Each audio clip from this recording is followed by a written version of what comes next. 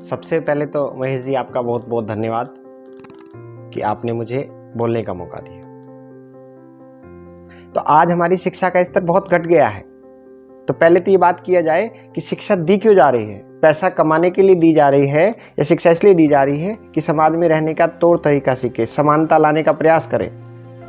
आज एक बड़ा प्रशासनिक अधिकारी बड़े पद पर बैठने के बाद किसी की नहीं सुनता है, ना दलित परिवार की सुनता है, ना गरीब परिवार के लोगों की समस्या सुनता है, नहीं।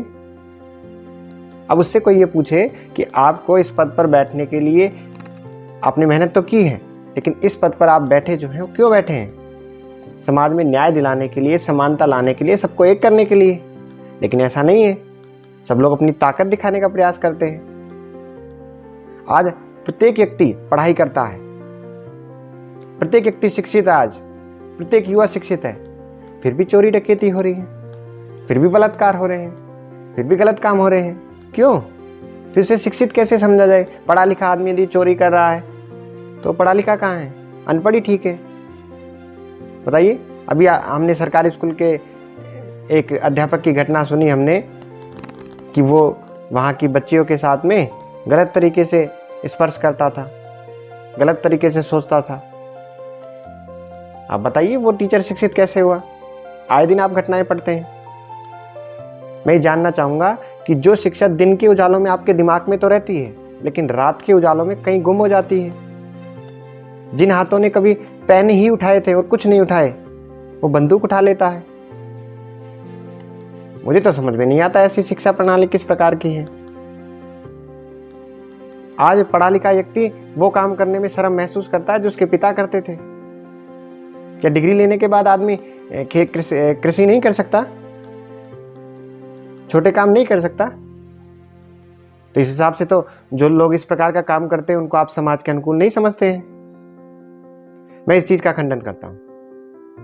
आप लोग मुझे बोलने का मौका दिए सर, तो मैं अपनी बात बिल्कुल निष्पक्षता से रखूंगा। मुझे नंबर बनाने नहीं आते हैं सर बोलने के लिए। मैं तो सीधी बात ये कहूंगा कि आज का शिक्षित प्रशिक्षित नहीं है, वो अनपढ़ ही ठीक था, उसको पढ़ाया गलत है। जो पढ़ा लिखा बच्चा माँ बाप के साथ न्याय नहीं कर पा रहा है, वो समाज के साथ कभी नहीं कर सकता। जो बच्चा माँ बाप को साथ नहीं रख सकता, वो समाज को कभी एक साथ नहीं रख पाएगा। क्या दे रहे हैं हम? एक पढ़ लिख कर बना हुआ इंजीनियर घटिया सामान कैसे यूज करना है, कैसे घटिया सड़क बनानी है, इसकी तरकीब सोचता है ताकि पैसे बचाए जाएं। उससे चाहे 50 लोग मरे, 100 लोग मरे, कोई फर्क नहीं पड़ता है। क्यों? यदि शिक्षा पर बात की जा रही है तो मैं जानना चाहूंगा कि शिक्षा का उद्देश्य क्या रखा गया है? केवल किताबें पढ़ाना, केवल डिग्रियां देना, या उन दोनों के माध्यम से पैसे कमाना, लूटना, शोषण करना? क्या शिक्षा शोषण के लिए है? मुझे तो नहीं लगता।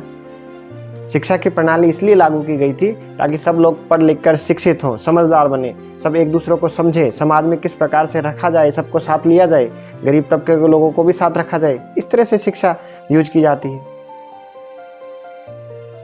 हम तो दौड़ में लग गए सारे के सारे। किताबें पढ़नी है, रट के पास होना है, नौकरी लेनी है और फिर लूट करके खा जाना है सबको। बताइए कैसा सिस्टम है शिक्षा का? तो शिक्षा का उद्देश्य समानता के लिए होना चाहिए।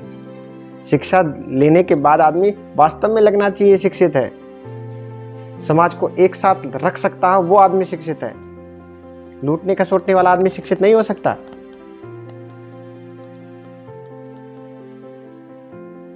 ठीक है, मैं इतना कहकर अपनी बात को समाप्त करता हूं। यदि आपको मेरी बात से बुरा लगा हो सर, तो मैं क्षमा चाहता हूं उसके लिए, लेकिन मैं बात अपनी निष्पक्षता से रखूंगा। आज मुझे नहीं लगता समाज में कोई भी व्यक्ति शिक्षित होने के बाद में समानता लाने का प्रयास कर रहा है। जेब भरने के अलावा दूसरा कोई काम नहीं कर रहा है वो। इस तरह का बर्ताव ठीक नहीं है। आगामी देश में विभाजन के अलावा और कुछ नहीं होगा। तो शिक्षा इस प्रकार से लाइए कि आदमी में संस्कार आए, आदमी जीवन शैली जीने का तरीका सीखे। लेकिन आज के समय में शिक्षा को सिर्फ व्यापार के तौर पे लिया है। लोग इसलिए डिग्रियां लेते हैं, इसलिए पढ़ाई करते हैं ताकि उसके माध्यम से पैसे कमा सकें, बल्कि शिक्षा का उद्देश्य ये नहीं था।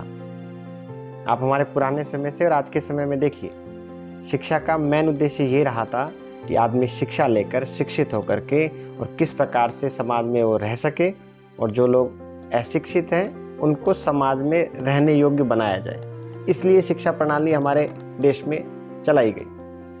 लेकिन आज पढ़ लिख कर डिग्री हासिल करने के बाद भी शिक्षित व्यक्ति अशिक्षित की तरह व्यवहार करता है।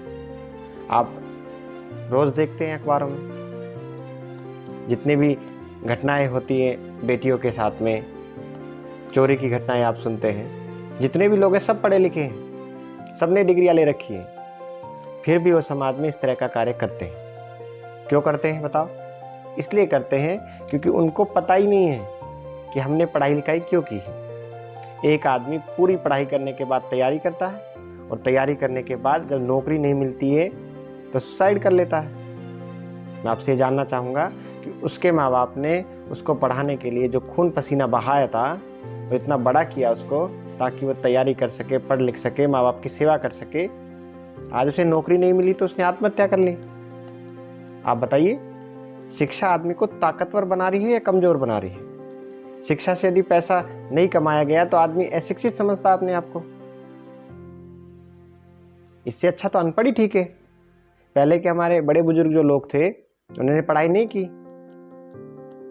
लेकिन उन्हें समाज में रहना आता था, व्यवहार रखना आता है उनको। किस तरह समाज में रहते हैं, किस तरह व्यवहार मेलजोल रखते हैं, वो सब जानते हैं। वो कभी गलत काम नहीं करते थे। आज पढ़ लिख कर प्रत्येक व्यक्ति कानून को कैसे तोड़ना है ये सीख गया है, उसके आधार पर गलत काम कर रहा है। आप बताइए कि क्या शिक्षा का उद्देश्य सिर्फ पैसे कमाने के लिए है? क्या शिक्षा इसलिए दी जा रही है कि लोग शोषण करके अपने से नीचे वाले तबके के लोगों को दबा करके मोटा पैसा इकट्ठा कर सके? आज हमारे देश में 80% पैसा मात्र 10% लोगों के पास है। ऐसी स्थिति में अपन क्या कहें, पूरा देश शिक्षित है या अशिक्षित है? पैसा कोई उठा के ले जाने की चीज थोड़ी है। लेकिन पढ़ लिख कर आज हमारा युवा देख लीजिए, शिक्षित होने के बाद बेरोजगार समझता है अपने आप को। क्या शिक्षा का मतलब ये थोड़ी है बेरोजगारी है? शिक्षा आदमी को ये सिखाती है कि किस तरह समाज के साथ रह करके कार्य किया जाए और किस तरह से पैसे कमाकर जीवन चलाया जाए, लेकिन वो कार्य समाज के अनुकूल रहकर है। लेकिन आज शिक्षित होकर आदमी ये तरीके निकालता है कि किस प्रकार से पैसे बनाए जाएं और कानून को भी चपट लगा दी जाए। आज आदमी थोड़ा पढ़ लिख लेता है तो सारे सम्मान भूल जाता है। आप देखिए, जिस बच्चे को शिक्षित करने के लिए माँ बाप खून पसीना बहा देते हैं, सारे दिन लगे रहते हैं, वही बच्चा जब बड़ा हो जाता है, कुछ बन जाता है, सरकारी पोस्ट पर चला जाता है, तो अपने माँ बाप को साथ नहीं रखता। समाज को तो एकजुट तब करेगा ना, अभी तो उसको अपने माँ बाप ही कैपेबल नहीं लग रहे हैं उसको। बताओ, ऐसी स्थिति में आप कैसे समझेंगे इस बात को?